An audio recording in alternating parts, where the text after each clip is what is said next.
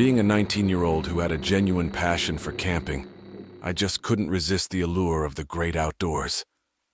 Every time I returned home from college, it was my ritual. Packing up a cooler with drinks, grabbing my gear, and heading out for an adventure. The only snag in my plan was that none of my friends shared my enthusiasm for camping, so I often found myself embarking on solo journeys. One day the weather was too perfect to ignore, so I loaded up my gear into a borrowed car and drove to a secluded spot. I made sure it was close enough to civilization just in case I needed help. Camping for me wasn't just about relaxation.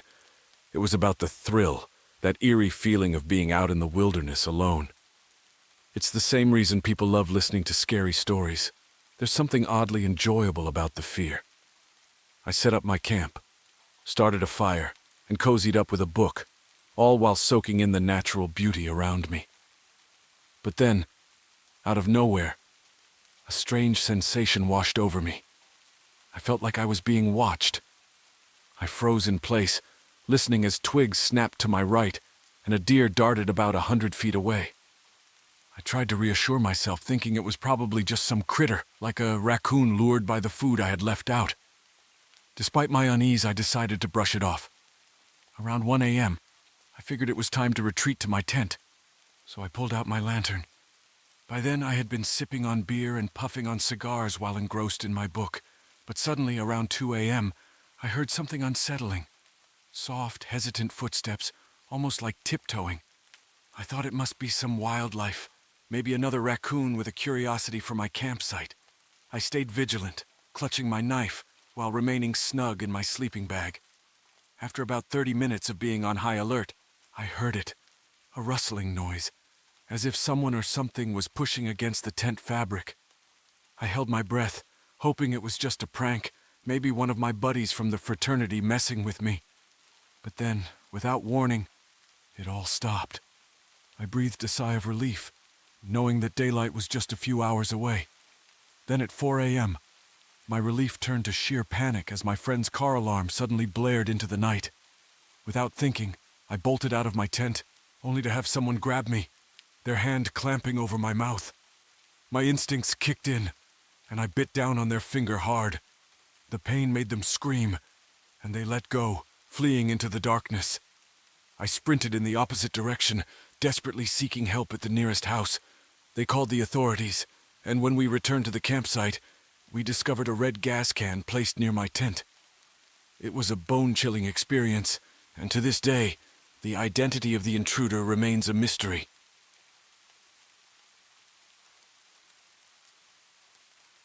A couple of summers ago, my partner and I decided to go camping in Chihuahua Wilderness Reserve in the northern part of Lakeview State. After that experience, we've pretty much ruled out returning there unless we're with a bigger group. We're both originally from the city, so the northern part of Lakeview State was our usual spot for some relaxation. Over the years, we've gone on several hiking trips in that region and explored different areas in the North Territory. But this was a new venture for us. While we're not seasoned backpackers, we've visited quite a few national parks and enjoyed hiking and exploring whenever we could escape from work. We cherish the peace and quiet of nature, but this particular trip made us realize how comforting it can be to have other folks around, especially in unfamiliar places. Our plan was simple: hike a secluded stretch of the North Frontier Trail, which is a national scenic trail, similar to the famous Appalachian Trail, but much less crowded. In some remote parts of the northern region of Lakeview State, this trail is quite isolated, accessible only via rugged logging routes. Our itinerary was to trek 15 miles along the trail, spend a night at a backcountry cabin, and then hike back to the car the next day. We spent the previous night at a friend's place and set out early the following day to reach the trailhead. As we strolled along, we encountered a few fellow hikers, exchanging nods and greetings with these friendly faces. It all seemed normal, but something about it struck me as odd. After passing them, I couldn't help but feel their eyes lingering on us. Before we turned a bend, I stole another glance in the rearview mirror, and there they were, still watching us through the dust kicked up by our car.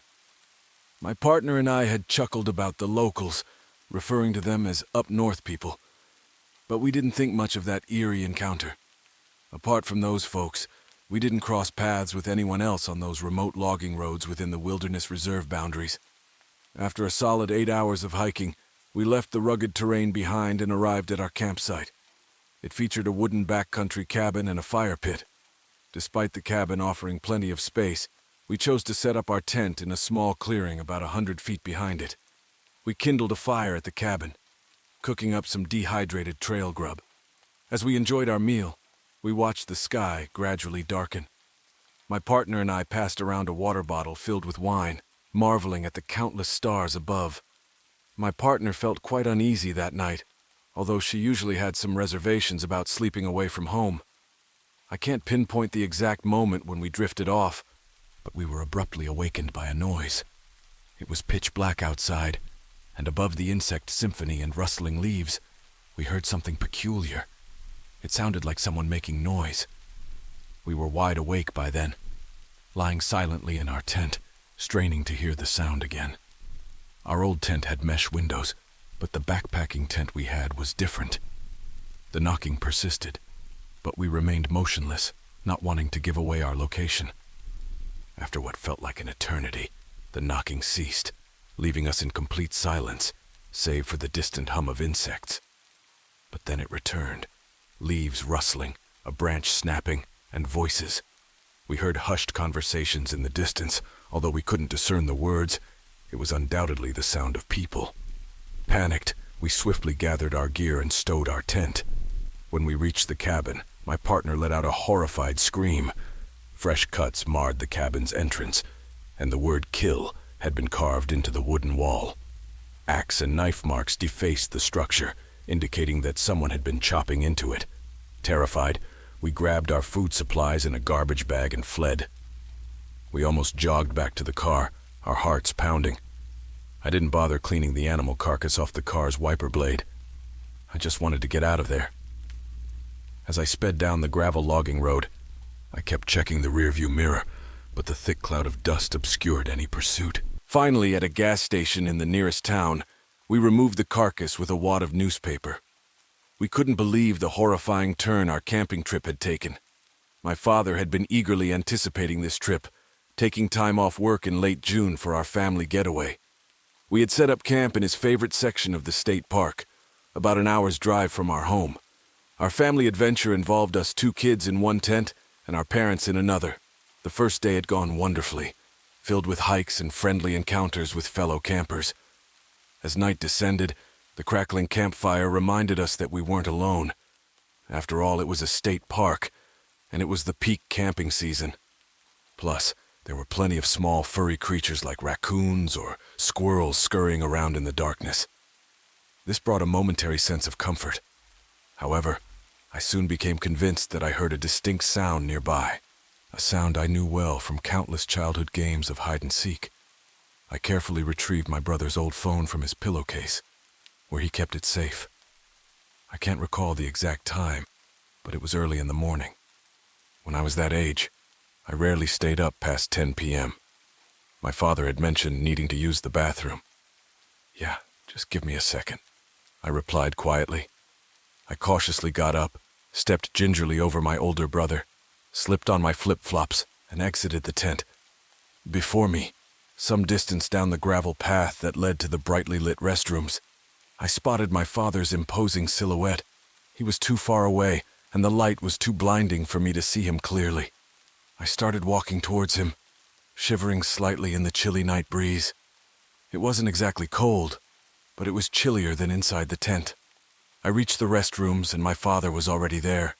He looked angry and didn't utter a word. Instead, he just pointed towards the dark forest. "I'm going this way," I said, heading towards the actual campsite. "Get over here right now! We're going this way, you little idiot!" My father had never spoken to me like that before, and that's when the alarm bells began ringing loudly. I spun around and ran as fast as my legs would carry me, finding our campsite and practically diving into my parents' tent. To my astonishment, I found my parents playing cards beneath the soft glow of a tiny lantern. They hadn't been outside, trying to lure me into the dark forest, and I questioned whether it had all been a terrible dream or the product of my overly imaginative mind. Even now, I'm not entirely sure what was real and what was the result of my vivid imagination or fleeting sanity. Hello, everyone!